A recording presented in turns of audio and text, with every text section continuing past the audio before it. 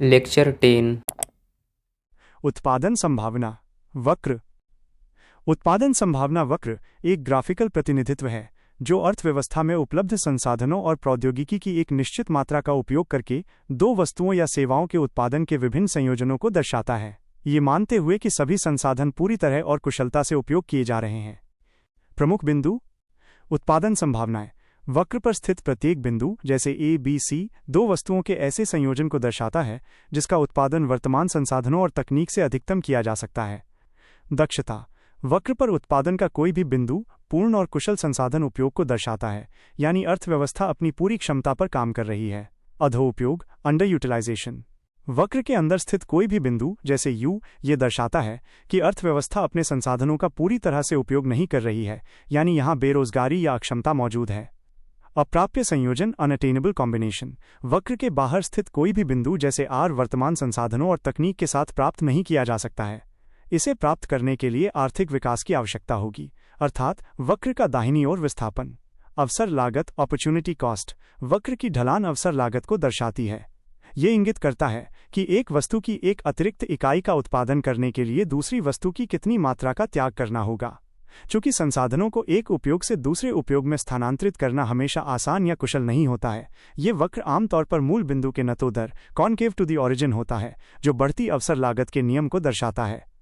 संक्षेप में पीपीसी दुर्लभता, स्कैसिटी, चयन चॉइस और अवसर लागत की अवधारणाओं को प्रभावी ढंग से समझाता है। पोटेंशियल जीडीपी संभावित सकल घरेलू उत्पाद एक महत्वपूर्ण व्यापक आर्थिक मैक्रो इकोनॉमिक अवधारणा है जो किसी अर्थव्यवस्था की अधिकतम टिकाऊ उत्पादन क्षमता को दर्शाती है। ये वास्तविक उत्पादन एक्चुअल जीडीपी का माप नहीं है, बल्कि एक सैद्धांतिक बेंचमार्क है। परिभाषा डेफिनेशन पोटेंशियल जीडीपी वास्तविक आउटपुट वस्तुओं और सेवाओं का वह उच्चतम स्तर है जिसका उत्पादन कोई अर्थव्यवस्था दीर्घकाल तक अपने सभी उत्पादन के साधनों जैसे श्रम, पूंजी और प्रौद्योगिकी का पूरी क्षमता और कुशलता से उपयोग करके बिना मुद्रास्फीति महंगाई उत्पन्न किए कर सकती है। इसे अक्सर अर्थव्यवस्था की इष्टतम और आदर्श स्थिति माना जाता है। पोटेंशियल जीडीपी की विशेषताएं कैरेक्टरिस्टिक्स। विशेषताएं व्याख्या पूर्ण रोजगार फुल एम्प्लॉयमेंट पोटेंशियल जीडीपी के स्तर पर अर्थव्यवस्था पूर्ण रोजगार पर कार्य कर रही होती है। इसका अर्थ है कि केवल प्राकृतिक बेरोजगारी दर नेचुरल रेट ऑफ अनएम्प्लॉयमेंट जैसे लोग नौकरी बदल रहे हैं मौजूद है और मांग की कमी के कारण कोई बेरोजगारी नहीं है। मूल्य स्थिरता प्राइस स्टेबिलिटी ये वह उत्पादन स्तर है जहां मांग और आपूर्ति डिमांड एंड सप्लाई संतुलित होते हैं, जिससे अर्थव्यवस्था में कोई अतिरिक्त मुद्रास्फीति दबाव उत्पन्न नहीं होता है। कुशल क्षमता का उपयोग उत्पादन के सभी साधन श्रम पूंजी प्रौद्योगिकी का सर्वोत्तम और कुशल तरीके से उपयोग हो रहा होता है। इसका महत्व और output gap importance and the output gap potential GDP का उपयोग अर्थशास्त्री और नीति निर्माता जैसे केंद्रीय बैंक और सरकार आउटपुट गैप की गणना के लिए करते हैं। आउटपुट गैप वास्तविक जीडीपी और पोटेंशियल जीडीपी के बीच का अंतर है जो अर्थव्यवस्था की सेहत बताता है। 1 नकारात्मक आउटपुट गैप नेगेटिव गैप यदि वास्तविक GDP less than potential GDP है तो इसका अर्थ है कि अर्थव्यवस्था अपनी क्षमता से कम पर चल रही है। ये मंदी और उच्च बेरोजगारी का संकेत है। 2 सकारात्मक आउटपुट गैप पॉजिटिव गैप यदि वास्तविक GDP greater than potential GDP है तो इसका अर्थ है कि अर्थव्यवस्था अति उत्पादन कर रही है और संसाधनों पर दबाव है। ये मुद्रास्फीति महंगाई का संकेत है। नीतिगत उद्देश्य सरकारों का मुख्य लक्ष्य वास्तविक जीडीपी को पोटेंशियल जीडीपी के बराबर रखना होता है ताकि अधिकतम उत्पादन, उच्च रोजगार और मूल्य स्थिरता एक साथ प्राप्त की जा सके। Production linked incentive PLI scheme संक्षिप्त नोट। परिचय production linked incentive PLI scheme Bharat सरकार की एक प्रमुख योजना है जिसे मार्च 2020 में शुरू किया गया था और बाद में इसका 14 प्रमुख क्षेत्रों में विस्तार किया गया। यह आत्मनिर्भर भारत और मेक इन इंडिया पहल को बढ़ावा देने के लिए एक केंद्रीय रणनीति है। उद्देश्य और कार्यप्रणाली पहलू विवरण मुख्य उद्देश्य घरेलू विनिर्माण डोमेस्टिक मैन्युफैक्चरिंग को विश्व स्तर पर प्रतिस्पर्धी बनाना, बड़े पैमाने पर निवेश आकर्षित करना, निर्यात बढ़ाना और रोजगार सृजित करना। मूल सिद्धांत ये एक प्रदर्शन आधारित प्रोत्साहन है। सरकार कंपनियों को उनके उत्पादन बिक्री में वृद्धि इंक्रीमेंटल सेल्स पर नकद प्रोत्साहन इंसेंटिव्स देती है।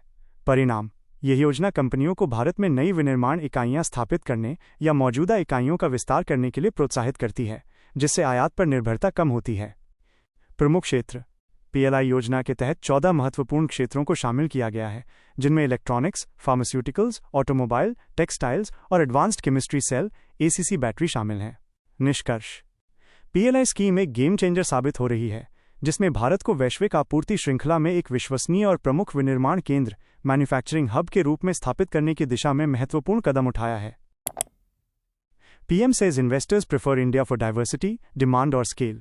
पीएम कहते हैं कि निवेशक विविधता, मांग और पैमाने के लिए भारत को पसंद करते हैं। 2. परीक्षा के लिए मुख्य जानकारी, वन लाइनर नोट्स। 1. एफडीआई नीति, खाद्य प्रसंस्करण उद्योग एफपीआई में टेक्स्ट 100% प्रत्यक्ष विदेशी निवेश एफडीआई की अनुमति। 2. सरकारी योजना, टेक्स्ट एफपीआई को बढ़ावा देने के लिए उत्पादन से जुड़ी प्रोत्साहन पीएलआई योजना लागू। 3. निवेश के कारक, भारत में निवेश के 3 मुख्य आकर्षण, विविधता, मांग और पैमाना। 4. क्षेत्रीय निवेश, प्रधानमंत्री द्वारा राजस्थान में टेक्स्ट 1 लाख करोड़ रुपए की विकास परियोजनाओं का अनावरण। 5. निवेश फोकस, ये निवेश मुख्य रूप से नवीकरणीय ऊर्जा जैसे टेक्स्ट 11,200 मेगावाट सौर ऊर्जा और बुनियादी ढांचे पर केंद्रित है। 6. महत्व, मेंस, टेक्स्ट एफपीआई किसानों की आय बढ़ाने, खाद्य अपव्यय कम करने और रोजगार सृजन में महत्वपूर्ण भूमिका निभाता है। एफडीआई प्रवाह, जुलाई में 50 माह के उच्चतम स्तर पर $11.11 बिलियन संक्षिप्त नोट्स। क्रम, तथ्य का शीर्षक, प्रीलिम्स मेंस हेतु संक्षिप्त one liner. 1.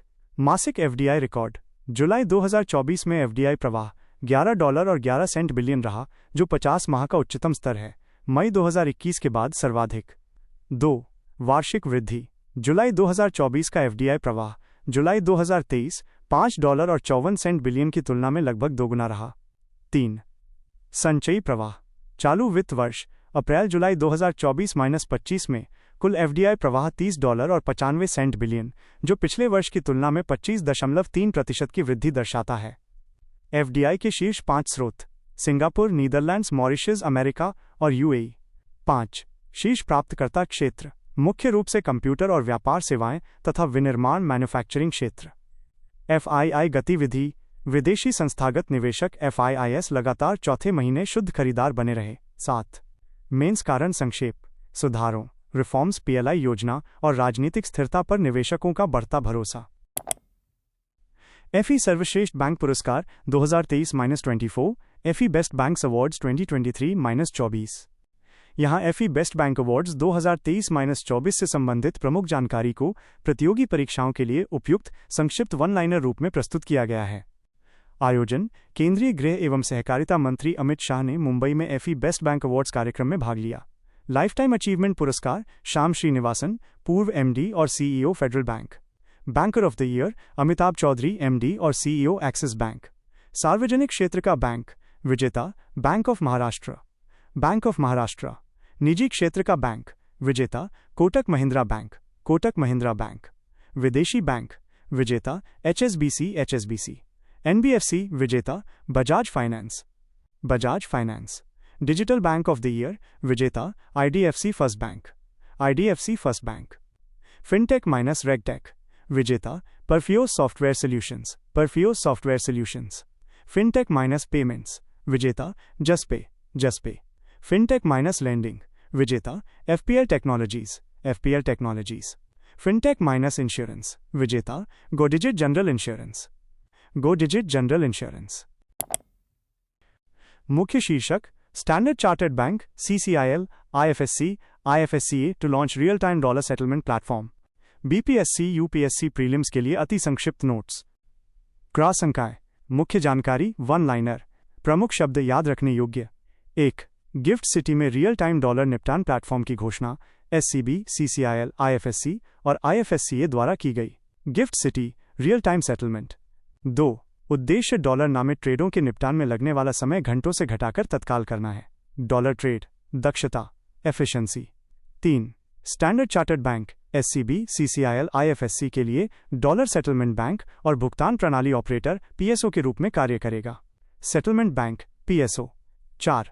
IFSCA gift city Bharat का IFSC में एकीकृत नियामक प्राधिकरण है। IFSCA integrated regulator. 5. यह पहल गिफ्ट सिटी को वैश्विक वित्तीय केंद्र के रूप में मजबूती प्रदान करेगी।